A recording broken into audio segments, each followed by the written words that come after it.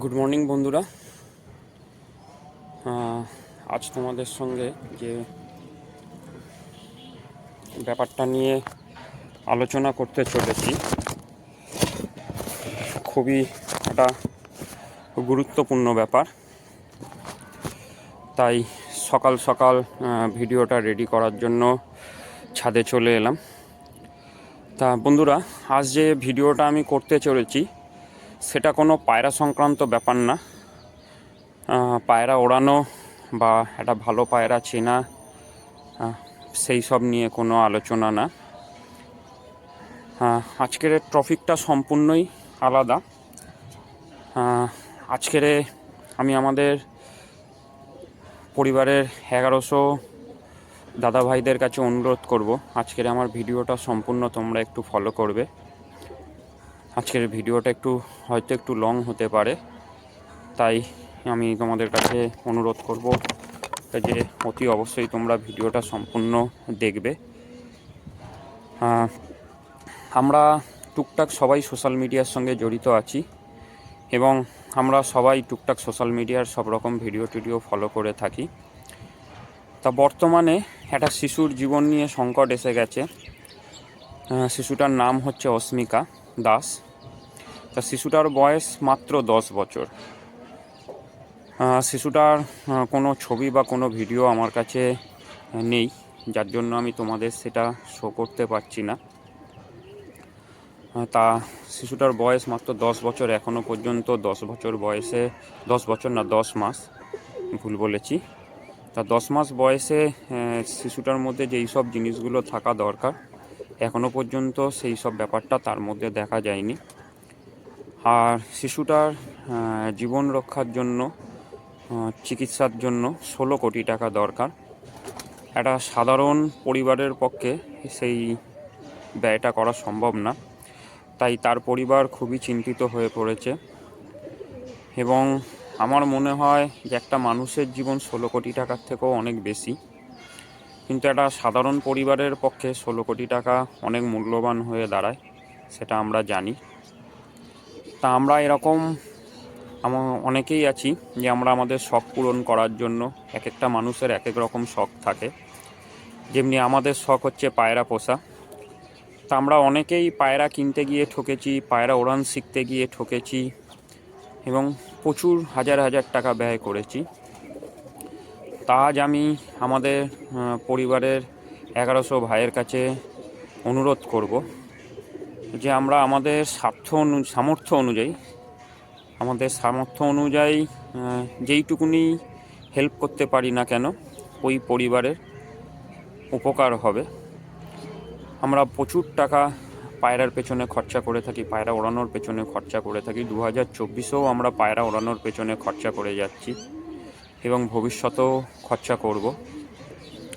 তা আমরা আমাদের স্বার্থ অনুযায়ী 10 টাকা, 20 টাকা, 20 টাকা, 30 টাকা, যেরকম স্বার্থ সেই অনুযায়ী যদি ওই পরিবারটাকে সাহায্য করতে পারি তাহলে হয়তো ওই পরিবারটার অনেক উপকার হবে এবং ওই পরিবারটা চিকিৎসার জন্য অনেকটা এগিয়ে যেতে পারবে।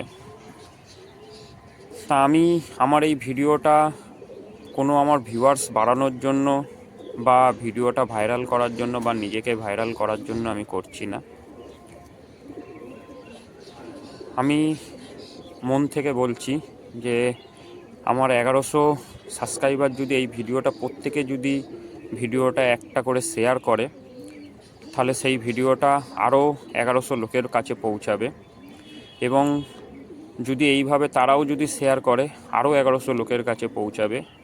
আমাদের ভারতবর্ষে টোটাল 150 কোটির ওপরে লোক আছে, হয়তো কোনো না কোনো চ্যারিটি বা কোনো না কোনো ভালো মানুষের হাতে গিয়ে পৌঁছাবে, তার হয়তো একটা বড় ডোনেশন এই শিশুটার জীবনটাকে রক্ষা করতে আরও হয়তো বড়োভাবে কাজে দিতে পারে।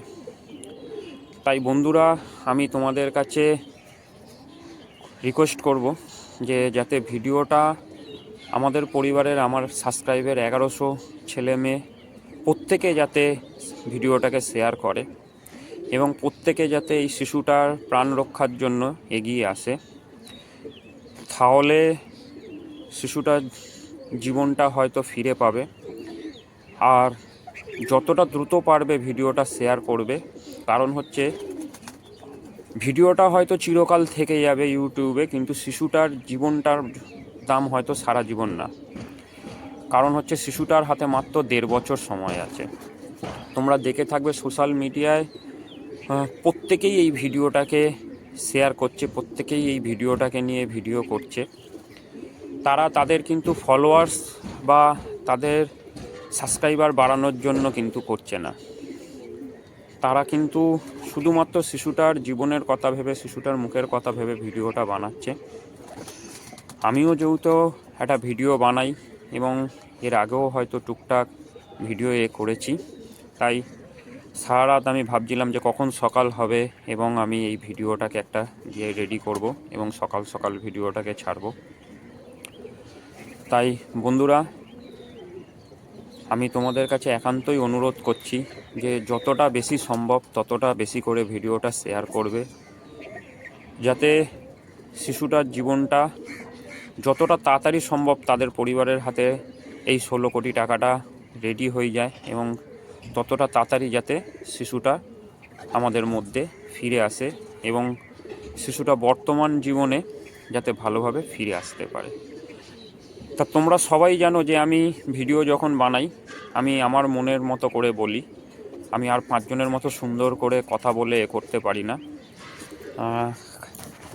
আমাকে দেখো বন্ধুরা, আমি পুরো লিখেছিলাম কিভাবে কি বলবো, কিন্তু সেইভাবে বলাটা আর নিজের মন থেকে বলাটা ব্যাপারটা অন্যরকম হয়। আমি লিখেও আমি সেটা বলতে পারলাম না।